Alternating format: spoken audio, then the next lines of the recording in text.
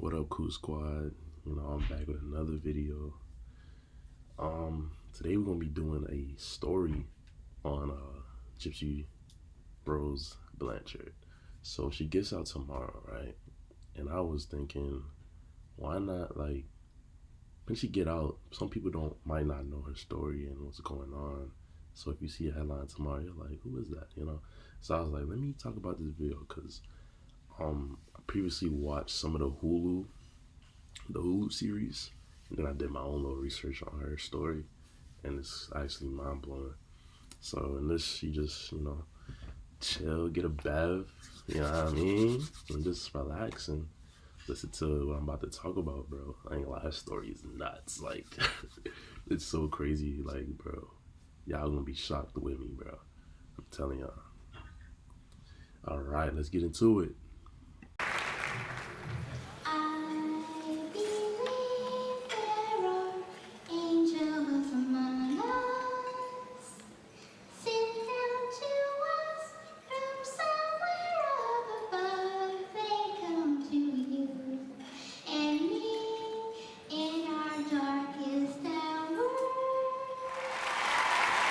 Gypsy Rose Blanchard was born July 27, 1991 in Louisiana.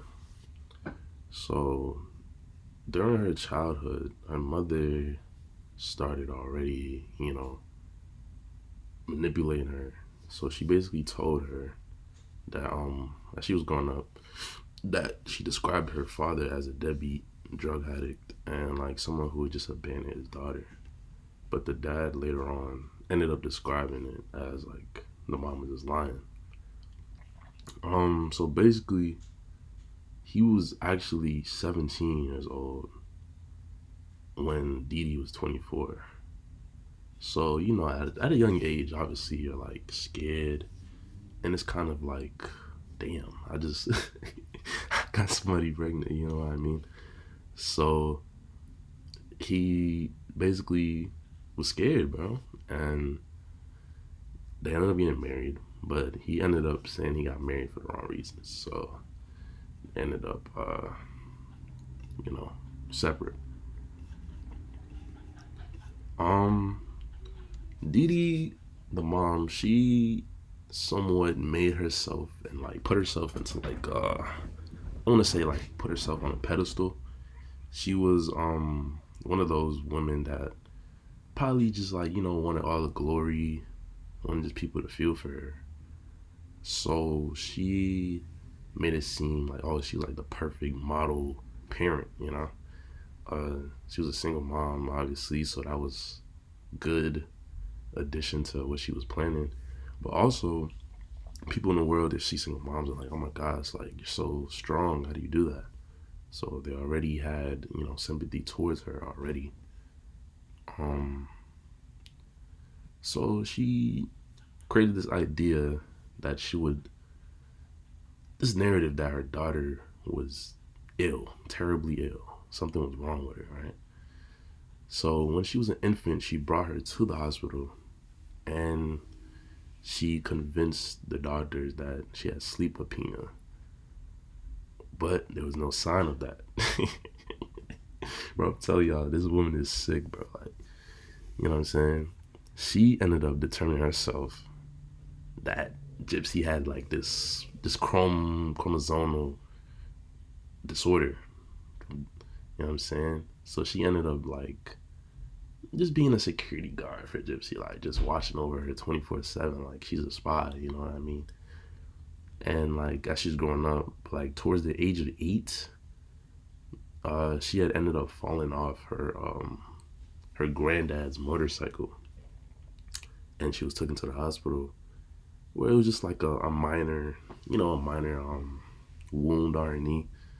But like the mom Dee Dee was just so convinced that her daughter did not heal.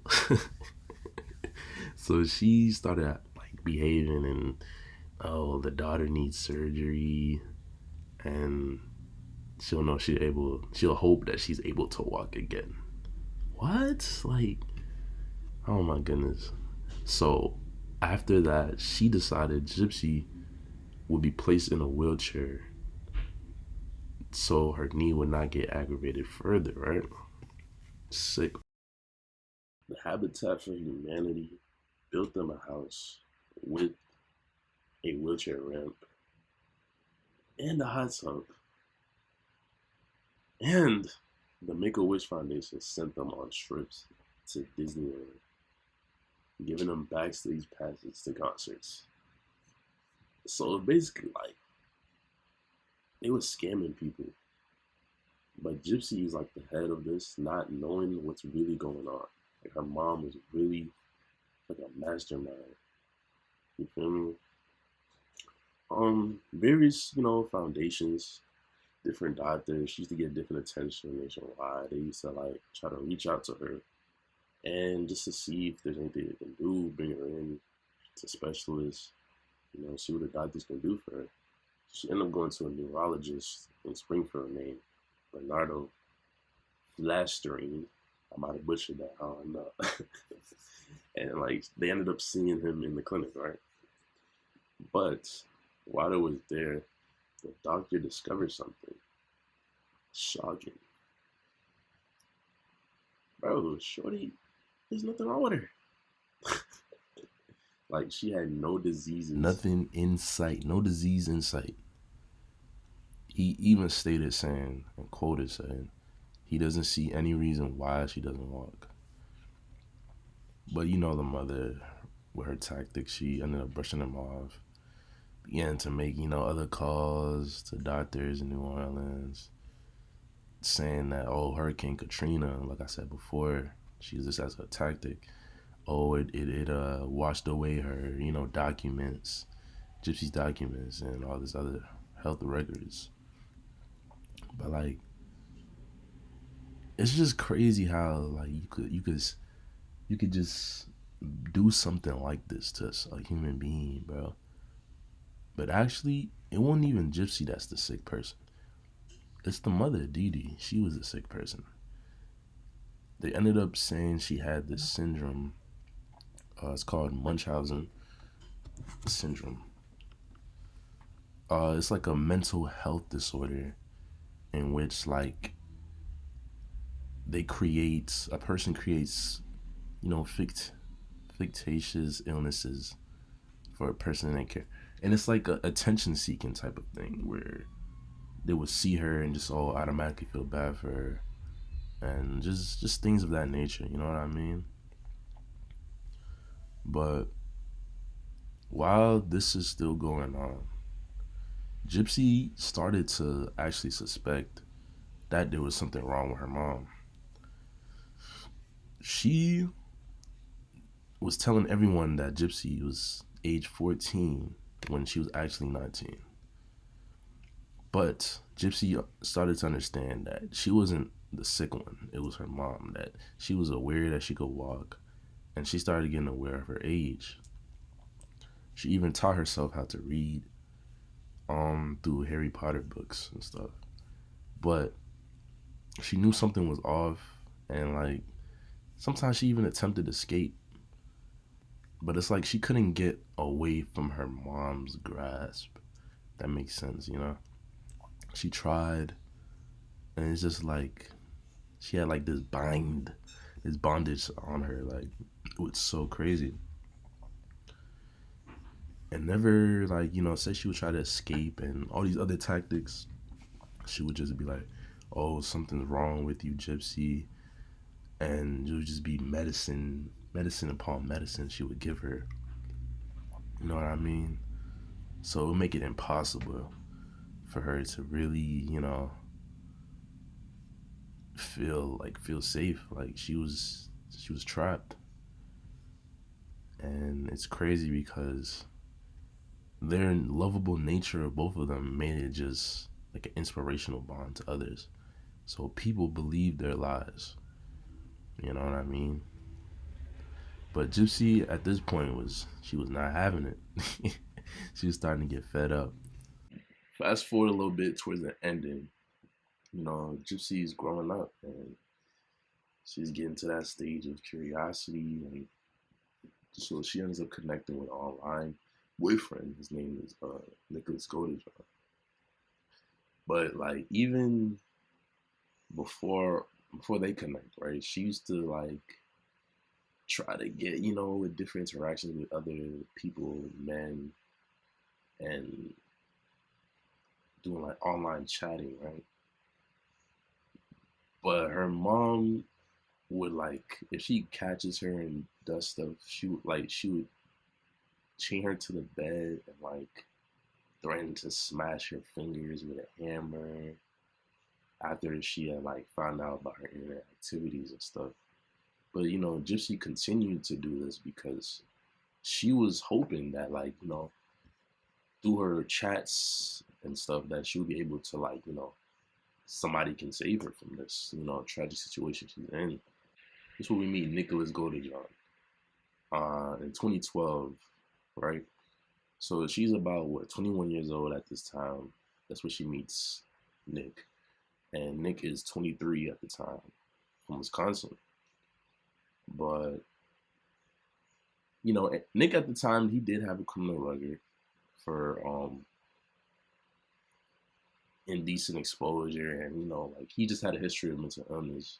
But they let us up later ended up saying that he had like autism and autistic. But like they ended up linking up. The two did they thing. You feel me? And after that situation, that is when they planned Dee Dee's murder. Gypsy said like she'd been waiting for someone to save her, and Nicholas was the perfect person to do it. Through the messages, they were planning the demise of her. Goldenjohn waited till Dee Dee had went to bed. Gypsy let him in so he could do the deed. And then towards the night of June 2015 is when Dee Dee was pronounced dead. Well, not pronounced dead, but she was dead. That's when the act was done, you know what I mean? And, while sleeping in her bed, it says that Nick stabbed her 17 times, bro. That is low-key insane, bro. I'm not gonna lie. That's kind of crazy, But shortly after she died, they ended up, escaping and running away to Wisconsin. That's where Nick is from. But, they were arrested days later. they didn't know what they was doing, bro. Even towards that, people ended up believing that, Gypsy had been kidnapped just because of the type of person they thought, oh, she's a little girl, this and that. Oh, she's young, somebody had killed her and then killed her mom. But they ended up quickly learning the truth, thanks to just many clues left behind. But like they had a crazy message that Gypsy posted on her Facebook page that said that bitch is dead. Yo, so they ended up tracing that text message to Nick's home. Like, bro, that is literally, what are you doing? Like, she at the time, she's still, her mind, she don't know about technology for how, but,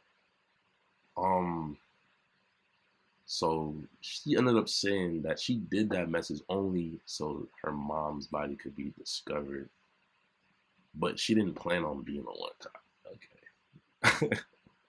Her true story ended up coming out, and people started shifting their feelings from Dee Dee's death towards Gypsy, because people were like, wow, how can she?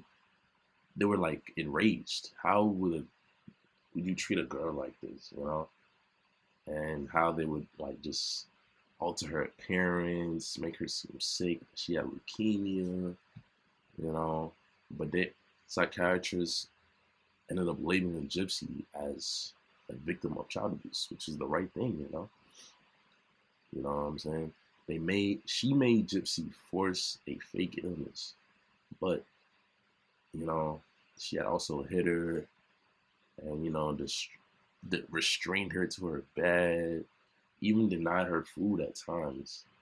So that's where the Munchausen syndrome ended up being on Diddy's behavior. You know, public opinion started to shift against Didi because literally she caused the demise of her murder. I believe either way the mom planned because she used to like probably manipulate, oh, if you don't, help me, this and that.